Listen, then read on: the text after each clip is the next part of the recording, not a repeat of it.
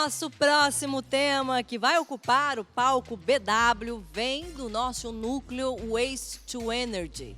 A importância da instrumentação online em URE pelo engenheiro Oscar Kimura, que é diretor de vendas América Latina. Aí eu vou deixar para o Wagner, sabe, gente, porque tá craque, né?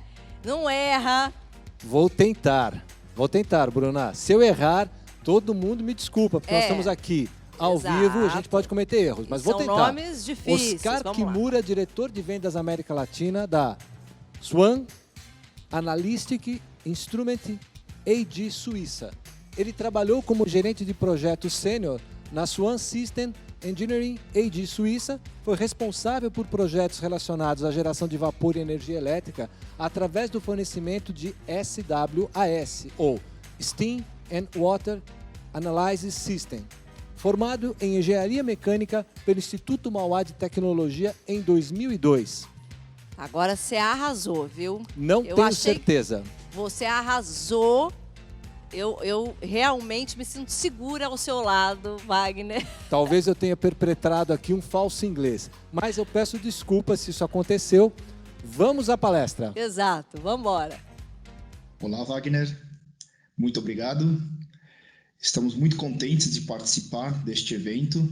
Hoje estaremos falando um pouquinho dessa importância da instrumentação online nas plantas de Waste to Energy. E estamos muito contentes, né, de poder passar um pouquinho, mesmo nesse pouco tempo de apresentação que temos, passar algumas informações importantes e relevantes.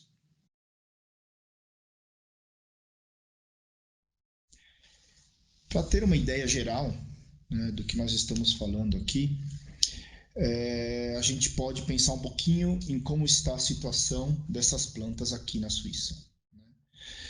Nós temos aqui na Suíça em torno de 30 plantas, né, sendo que mais da metade nós estamos com a instrumentação Swan, participando, né, colaborando, né, com a operação dessas plantas. São plantas que, por incrível que pareça, elas estão dentro das cidades, né, propriamente ditas.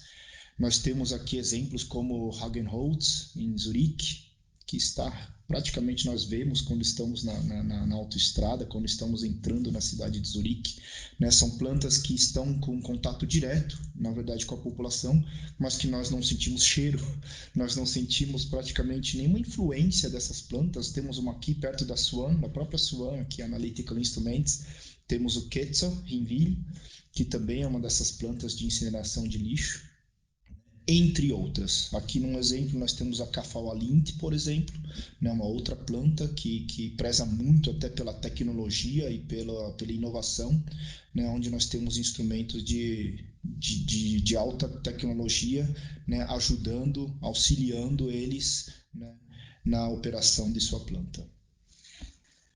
Então vamos falar um pouquinho desse ciclo água-vapor. Por que então que a instrumentação, onde que a gente vai chegar em termos de instrumentação se nós estamos falando em ciclo água-vapor nesse caso? Essa é praticamente o ponto que nos leva a pensar em por que instrumentar uma planta. Por que essa planta, para gerar o vapor? Então a gente pode pensar em alguns componentes principais aqui para dar uma pequena ideia de como é esse ciclo água-vapor. Em teoria, é o mesmo ciclo água-vapor, tipicamente falando, de uma usina termoelétrica. Tá? Então, estamos falando de uma geração de vapor, estamos falando de uma turbina a vapor que vai gerar através, né, logicamente, primeiramente, devido ao movimento mecânico, vai, através de um gerador, gerar eletricidade.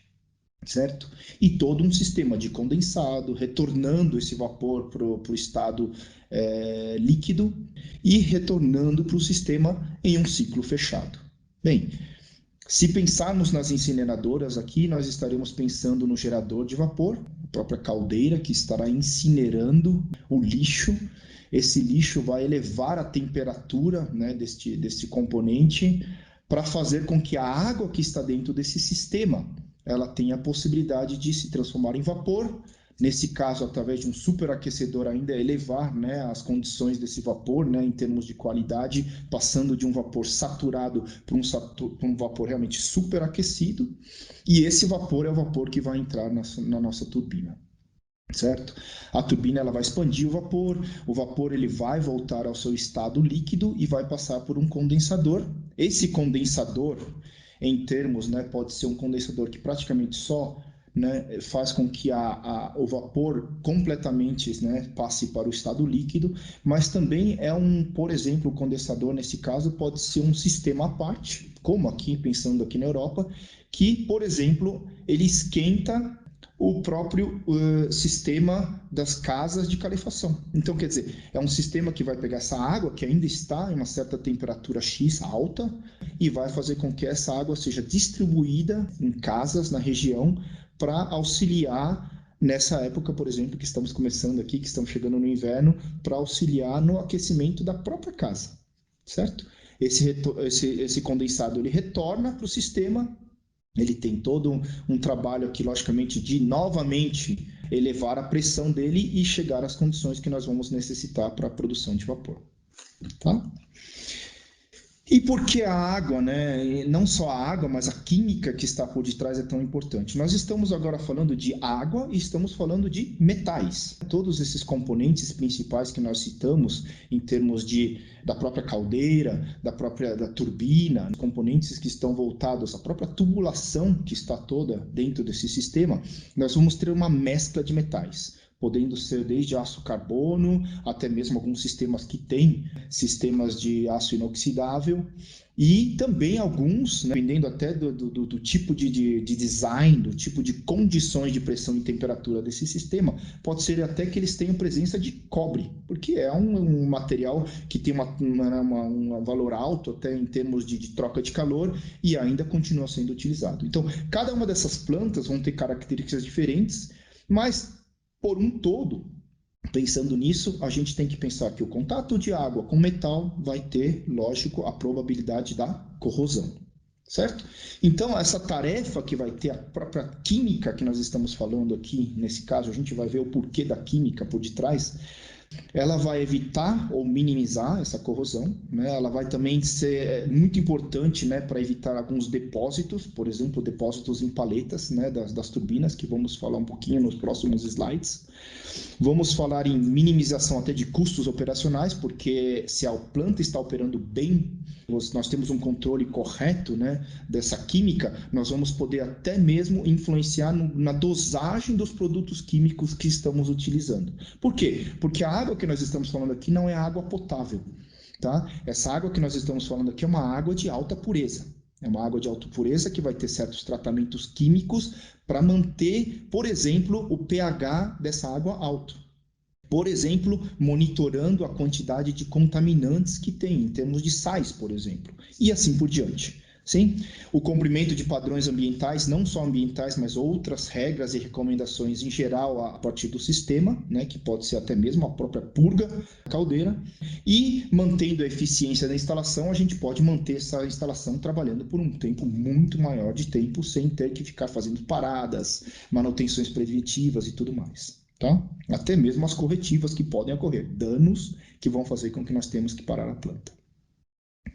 Aqui uma pequena ideia, né? Acho que é um pouco mais crítico, né? Umas turbinas aqui, lógico, de grande proporção, né? De termoelétricas, mas mostra aqui pequenos exemplos em fotos de danos em turbina, realmente corroídos, danos até dependendo das partículas, nessas partículas que estão dentro, que são partículas que se desprendem até mesmo pela operação, que podem danificar as próprias paletas, turbinas.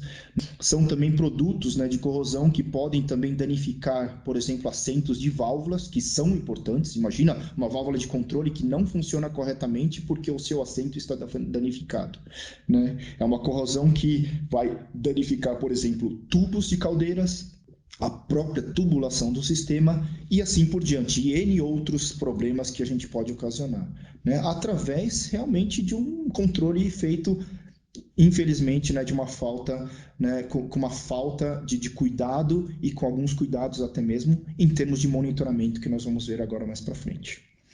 E quais são essas contaminações? Então, pensando de novo no nosso esquema, né, a gente tem alguns pontos, não vou poder entrar muito em detalhe em tudo, mas por já temos conversado sobre os produtos químicos que estamos dosando, né, esses produtos químicos que pode ser um produto alcalinizante, fazendo com que nós podemos controlar o nível de pH, nós temos a entrada de produtos químicos nesse sistema. E temos até mesmo pelos próprios produtos químicos, imagina-se que esses produtos químicos que têm que ser muito bem preparados, eles já trazem contaminações. A água desmineralizada, que deveria ter sido de alta qualidade, trouxe algum já contaminante. Então, até o próprio produto químico que deveria nos ajudar, pode ser que já está prejudicando o sistema. Claro, né, nós falamos sobre essa purga da caldeira. A caldeira ela vai ter, logicamente, até pelos produtos que estão dentro dela, ela vai chegar a um ponto de saturação, um ponto de que ela tem muito produto químico dentro, e para até controlar, né, ter esse balanço, nós temos que purgar uma certa quantidade dessa água para poder iniciar o processo novamente de controle e ter a possibilidade de manter os níveis que nós estamos esperando. E para, logicamente, suprir essa necessidade, né, de toda essa água que nós estamos, na verdade, desperdiçando, né, através da purga, nós temos a necessidade de uma planta de água desmin que vai nos proporcionar, né, a água de reposição. É um sistema externo que pode também trazer alguns contaminantes. Nesse caso aqui, podemos pensar em sais, podemos pensar numa quantidade alta de sílica, por exemplo, que vai depois interferir um pouquinho no nosso sistema, e eu vou mostrar um pouquinho para frente o porquê. Porque a sílica, nesse caso, pode ser algum agravante. Até os próprios produtos que necessitam nessas plantas, né, dependendo do tipo de sistema que nós temos para a produção de água desmin, né, um leito misto, por exemplo, tem químicos no sistema deles, tem químicos até mesmo para poder manter, né, essa planta funcionando corretamente, e isso pode ser também uma entrada de contaminante. Além de ar, por causa de próprias fugas, de próprios componentes que tem no sistema, e a entrada de orgânicos. Então, quer dizer, é um ponto onde pode acontecer contaminações. Temos um tanque de alimentação, uma bomba, né, de água de alimentação, que essa sim vai elevar a pressão, né, como nós falamos anteriormente. A própria caldeira, né, o gerador de vapor, que vai ter vários produtos químicos e várias condições especiais, e a geração do vapor. É um vapor de alta qualidade, um vapor que ele não pode trazer umidade, é um vapor que ele não pode trazer alguns componentes, como por exemplo a sílica, que eu comentei lá embaixo, na água desmineralizada, porque essa sílica é, por exemplo, um desses componentes que se depositam nas paletas da turbina.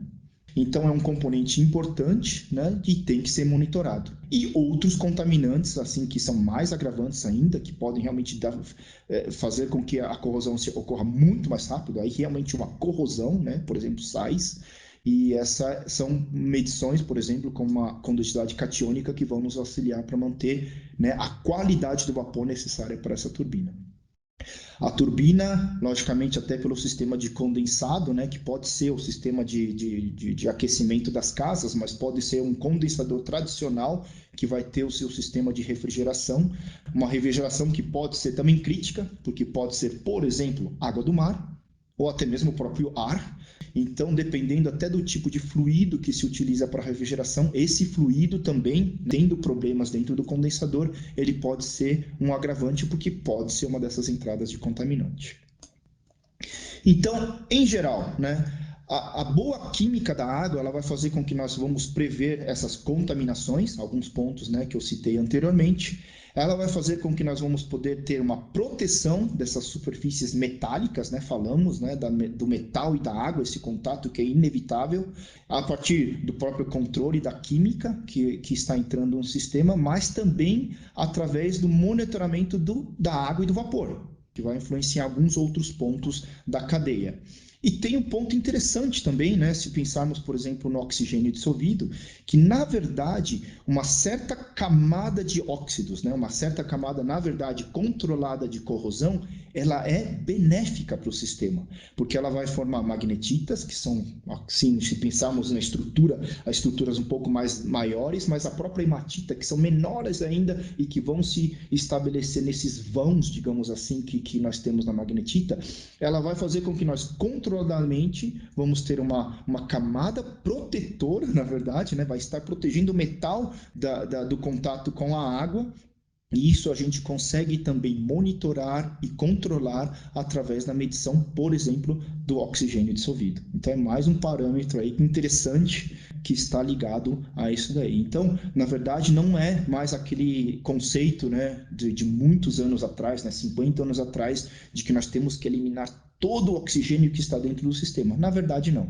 Né? Eu acho que esse é um desenvolvimento que ocorre a partir dos anos, e eu vou falar um pouquinho aqui para frente de algumas possibilidades de conseguir esse tipo de informação, tá? Logicamente, a mobilização, né, todo esse transporte dos produtos de corrosão, ele é crítico, extremamente crítico, né? Então, por isso, evitar e prever, né, até mesmo esses produtos de corrosão que vão estar dentro do sistema e que podem danificar até mecanicamente alguns componentes.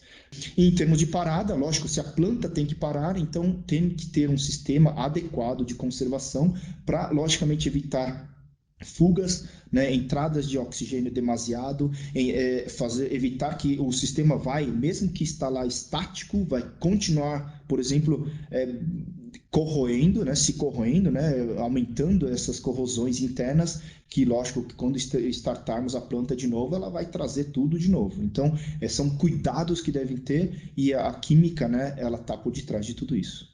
E, como tínhamos falado antes, né, no exemplo anterior do esquemático, vão ter vários pontos que podem ser realmente entradas ou saídas, né, nesse ciclo água-vapor, que vão poder ser originarem, nesse caso, então, as contaminações. Então, são pontos importantes para serem monitorados. Aí vem aquelas perguntas básicas, né? Então, bem, quais são os parâmetros, né? Quais são os parâmetros e quais são novamente, né, os parâmetros, na verdade, críticos para a operação dessa planta? Qual é o baseamento científico que tem por trás das medidas e também por causa de por que fazer uma certa medição de um parâmetro? Condensado catiônica, a sílica, ela é realmente inevitável, ela tem que ser feita, né? A própria pH, né? Então são valores importantíssimos e tem todo, né, um conceito e um know-how por detrás que deve ser respeitado. Como eles devem ser medidos? Como eles devem ser até indicados em termos até de microsiemens por centímetro, em termos de condutividade? PPB, o famoso PPB, partes por bilhão. Imagina, nós estamos medindo em partes por bilhão. É nesse patamar de nível que nós estamos falando. Estamos falando de a necessidade de alarmes, né? Um equipamento que já por si só já tem alguns autodiagnósticos que vão se alarmar de problemas que podem ter na própria medição, assim, para nos auxiliar no nosso processo. Registro, né? Registro nesse caso aqui, salvar esses dados. É importante? Lógico, de extrema importância. Fazer com que esses dados eles vão estar num banco de dados que vão poder nos auxiliar até na análise de alguma falha que aconteceu dentro da caldeira. Sim, então são de extrema importância ter esse registro das informações, a necessidade ou não de ter essas análises online, as análises manuais, sim, ela continua sendo de extrema importância, nos dá orientações, nos dá realmente a possibilidade de checar realmente se está tudo indo muito bem também com a instrumentação analítica, mas ela serve praticamente como um adicional, confirmação, né, um fator que é super importante ter, até mesmo para que quem está operando a planta tenha todas as informações em suas mãos. Sim? E, logicamente, né, quais são os parâmetros que a gente pode utilizar nesse caso até como um diagnóstico. Então, são parâmetros que não são extremamente essenciais, mas são parâmetros que podem nos auxiliar até, na verdade, em checar se nós estamos tendo um arraste mecânico, né, se o sódio está passando, né, o sistema em cima que tem que separar esses componentes, que tem que fazer com que alguns, né, desses parâmetros, né, não passem em forma solúvel dentro do vapor. Esses são pontos que nós podemos utilizar alguma instrumentação a mais para nos auxiliar. Tá? Então, há diretrizes, não é que não existe informação no mercado, especialmente em termos desses tratamentos voláteis que são extremamente conhecidos e que já são estudados há anos, né? Por exemplo, a amônia, né? Um desses produtos voláteis que podem ser utilizados para o controle de pH. Nós temos, nesse caso, a IAPS, né, que é uma organização internacional, onde até toda essa documentação ela é disponível gratuitamente. Nós temos a VGB, que é uma outra organização alemã, nesse caso, né, que já centenária, que tem outros documentos super interessantes, né, que a gente vai falar bem rapidamente mais para frente, e a própria APRI, que daí, lógico, tem que ser membro e tudo mais, é uma coisa um pouquinho mais, né, complexa. Aqui um exemplo, né, de uma diretriz que fala sobre tratamentos, né, da IAPS nesse caso, né? Não todos os tratamentos, logicamente, né, se ele não é um tratamento volátil tradicional, né, essas aminas fílmicas e tudo mais, é muito mais difícil de fazer até a malha de instrumentação, se requer muito mais cuidado, porque são produtos muitas vezes que é uma receita praticamente confidencial de uma empresa, então fica muito mais difícil, tem que fazer um trabalho muito mais bem elaborado nesse sentido para ter a malha de instrumentação correta.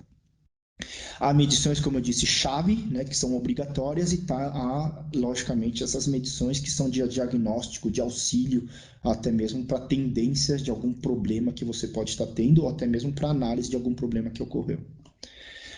Em termos de instrumentação, a gente pode ter alguns outros documentos, né? Um documento da IAPS, que é o TGD2, né? Ele tem informações específicas sobre parâmetros, ele explica, nesse caso, o porquê do pH, o porquê de uma condutividade específica, né? O porquê do oxigênio dissolvido, então é um documento que vale muito a pena também ser considerado. A própria VGB também tem um documento, né, super interessante, que é o VGB S010, que nesse caso até tem alguns limites, né, alguns limites que podem ser utilizados como referência inicial para poder monitorar o sistema. Né, aqui um pequeno exemplo, né, não é ligado a uma usina de incineração de lixo, mas mostra que dependendo de alguns desses parâmetros, há algumas consequências, né? Há sei lá, verificar o sistema de dosagem de amônia, verificar a sílica na planta DESMI. Então, tem alguns fatores que podem ser ocasionantes de algumas, digamos assim, countermeasurements, né? Algumas ações que nós vamos necessitar para poder, né, evitar o problema lá na frente. Então, são vários pontos, né? Citamos alguns aí na frente, né? Então, e é super importante que esses pontos sejam considerados como uma usina de termoelétrica, né, tradicional. Tá? Acho que o problema maior que nós temos nesse caso de incineração de lixo é o arraste mecânico que pode ocorrer. Nós sabemos que o lixo, logicamente, não tem, né, não é tão constante em termos de poder calorífico quanto, por exemplo, o próprio carvão, né, que a gente está eliminando mais e mais como fonte de combustível, né, mas o próprio gás natural. Então, eles têm, logicamente, são muito mais constantes nesse sentido, e dependendo, logicamente, dessas flutuações, né, até do próprio poder calorífico do lixo, pode ser que nós vamos ter alguns arrastes, né, por exemplo, de sódio para o sistema. A diretriz VGB S006, ela vai ser super interessante, porque ela aí vai tratar um pouquinho mais sobre o próprio condicionamento dessa amostra. São amostras que têm pressões altas, temperaturas altas, têm que ser bem condicionadas, e ela fala até de instrumentação. Um capítulo que é super interessante para esse documento é o capítulo 4.5, que vai falar dos pontos importantes no sistema de condicionamento.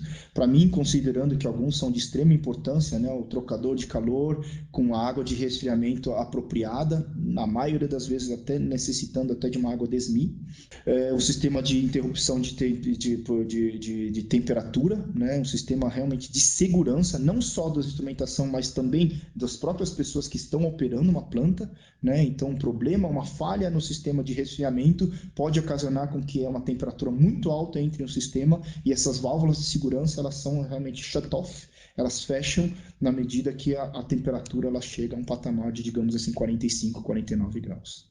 Então, não danificar o instrumento, mas também evitar problemas até de segurança dos próprios operadores, de próprias pessoas que estão manuseando o sistema.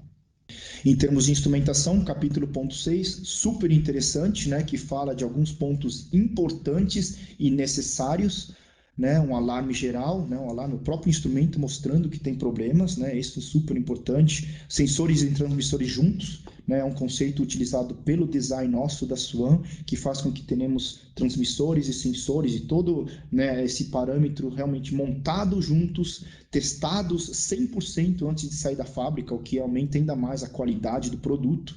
Isso são conceitos que a própria VGB já recomenda, né? E o monitoramento, no caso aqui do fluxo, que é obrigatório, não somente do sistema de condicionamento, mas no nosso caso aqui, né, como nós estamos tratando de parâmetros chaves, até mesmo do próprio instrumento em si, que identifica quando o seu próprio fluxo não está adequado e, portanto, ele sabe que não está medindo corretamente. Aqui alguns pontos sobre que também são mencionados no 4.6, no capítulo, né, desse documento da VGB, que aqui já considera algumas informações importantes sobre alguns parâmetros, então interessantes, né, fica como uma sugestão de informação. E aqui um pequeno resumo de todos os pontos que nós conversamos a respeito da importância que essa instrumentação de monitorização correta, né, tem em termos de performance e também de manter o seu sistema funcionando bem, né, sem problemas por um maior período de tempo. A Swan, ela tem um grande conhecimento nesse sentido, né? Temos praticamente como core business esse mercado que nós chamamos de power, desde o nucleares até termoelétrica, ciclo combinado, se é a carvão, se é a gás, se é logicamente as incineradoras, né? Com plantas em toda a Europa praticamente com nossos sistemas.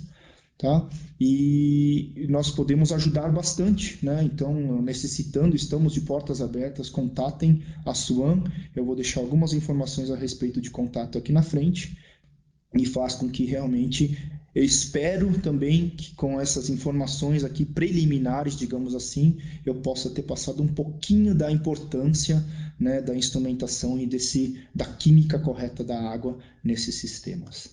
As referências e o meu contato, né, eu fico à disposição para qualquer suporte que vocês necessitem, né, aqui eu cito alguns, né, as próprias organizações que eu citei lá em cima, cito também a PPQuem, porque alguns das informações que nós apresentamos hoje aqui, elas são provenientes, né, de fonte como a PPQuem, que é na verdade, um journal internacional técnico que tem um consultor, nesse caso o senhor Michael Tia aqui, que é praticamente o chairman que trata de toda essa parte de químicos da própria IAPS, né, é o responsável realmente por nessa temática.